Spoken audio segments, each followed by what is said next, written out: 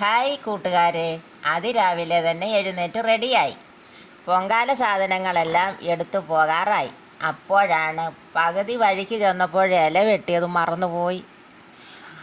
അപ്പോൾ ഞാനിന്ന് പൊങ്കാലയ്ക്ക് വന്നിരിക്കുന്നത് മാലുമേൽ ശ്രീ ഭഗവതി ക്ഷേത്രത്തിലാണ്. ഇത് എൻ്റെ ജന്മനാടാണ്.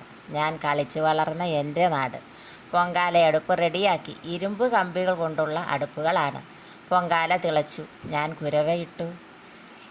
എല്ലാവരും പൊങ്കാല തളിക്കാനായി തമ്പുരാട്ടി വരുന്നതും കാത്തിരുന്നു. കാത്തിരിപ്പിനൊടുവിൽ തമ്പുരാട്ടി വന്നു. പൊങ്കാല തളിച്ചു. തിരിച്ച് വീട്ടിൽ വന്ന പാടെ തന്നെ എരുത്തിലിൽ നിന്നും പശുവിനെ അഴിച്ചു.